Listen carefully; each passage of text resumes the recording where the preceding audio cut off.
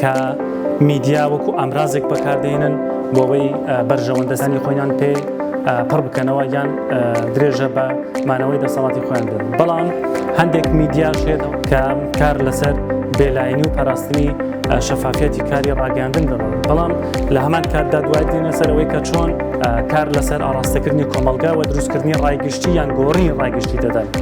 اینجا بۆ دروستکردنی ڕایگەشتی جوڵاندنی شەقام جا بە شێوازێکی ئاشتیانە یان شەڕەنگیزی بێت. میدیا بە زەراوی کوردی ڕاگەاندن کۆنێکشنی نێوان ئینتەرنێت و دیڤایسیان ئامرازەکانی ئایپاد و مۆبایل بۆ هۆیەوەی کە زانیاریان هەواڵ لە هەموو شوێنێک بێت. اینجا مێدیا، پرێس، جۆرنالیزم، مێدیەم ئەوانە هەموو ئەو زاراوانن کە بۆ ڕاگەاندن بەکاردەهێنرێن.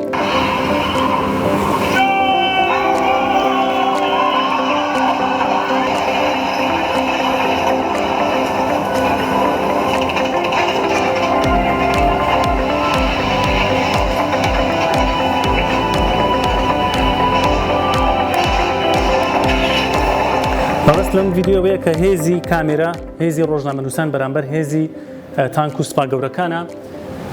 ناوەڕۆکی هەواڵەکان لەم چەند خاڵەی خوارەوە پۆلین دەکرێن. پۆلێنبەندی لەسەر بنەمای ناوچەیی و جوگرافی ئەو کەناڵێک کە باشترین فلتەر بەکاردێنێ بۆ بڵاوکردنەوەی هەواڵ تاوەکو ئێستا کوردستان تیڤە کە زۆر بە نەرمی با پێشڤەچوونی تەکنیکی نەبێ، بەڵام زۆر هەوشیارانە، زۆر پیشەیانە بە پشتبەستن بە یاسای ڕۆژنامەنووسی هەواڵ و زانیاری بڵاو دەکەنەوە. ڕایگشتی پەیامنێری ئازادە، بەڵام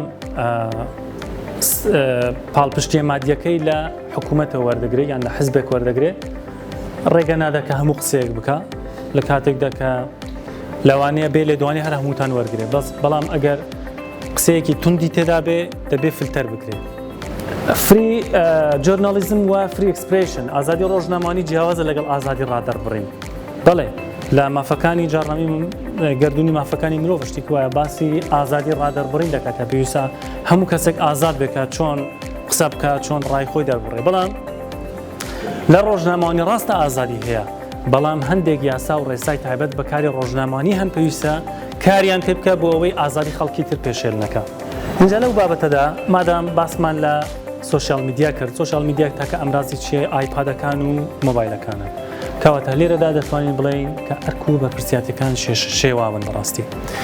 ئێستا جیاوازی من یان لەگەڵ مامۆستا مەهدی ئێمە ڕۆژنامەنووسین، بەڵام بەڕێستان کە بەکارهێنەری تۆڕە کۆمەڵاتیەکانن پێدەگوترێت سیتیزن جۆرنالیزم، کەواتە دەکرێت تۆش بە شێوازێک تر گەینەری هەواڵ بی، بەڵام ناکرێت بڵین ڕۆژنامەنووسی. بەڵام لەگەڵەوەشدا ئێستا سپۆرانی بواری ڕاگەاندن لە جیهان ئیش لەسەر ئەوە دەکەن کە دووبارە پێناسی ڕاگەاندن بکرێتەوە. فیک نیوز، هەواڵی ساختە، بەڕێزان زۆر پشت بە هەواڵەکانی تۆڕە کۆمەڵاتیەکان مەبەستن مەگەر ئەگەر ڤێریفای کرابێ، یعنی ئەو سەحەشینەی لەسەر بێ ئەوە یەکێکە لەو هەوکارانەی کە ئێستا فەیسبوک هەوڵ دەدا کە خەڵک لە هەواڵی فیک یان هەواڵی درۆ یان ساختە بپارێزێکە پێی دەڵێن میس ئینفۆرمێشن یان دیس ئینفۆرمێشن کە هەواڵی نادروست یان هەواڵی غەڵەت. هەرگیز پشت بە سیتیزن جۆرنالیزم مەبەستن، بە تایبەتی ڕۆژنامەنووسان دەتوانن وەکو سەرچاوەی هەواڵ بەکاربێنن. شتێک لەسەر مۆبایل دەبینی، بەڵام ناڵە یەکسەر بچی کۆپی بکە، دەستکاری بکە بچی لە کەناڵەکەی خۆی بڵاوکاتەوە. دەبێت بە دوواداچوونی بۆ بکە بزانێت کە ڕاستی بابەتەکە چیە. بە نیو کاتژمێر بە سەعاتێک حەقی بابەتێک نەدرێ، بەڵام هەر کورتەیەک بوو لەسەرەوەی کە بزانرێ ڕاگەاندن ئێستا کە ئەمرازەکانی ڕاگەاندن پێشکەوتنێکی زۆر گەوریان بەخۆیە بینەوە، چۆن کاریگەریەکی مەترسیدار بە تایبەتی ئەگەر هەواڵەکە ناڕاز بێ بڵاو دەکەنەوە، چۆن کاریگەریەکی خراپ دروست دەکەن لەسەر ژیانی خودی خۆت، دەوروبەرت و کۆمەڵگا، دەوڵات، وڵات و جیهان بەگشتیش. زۆر سپاس.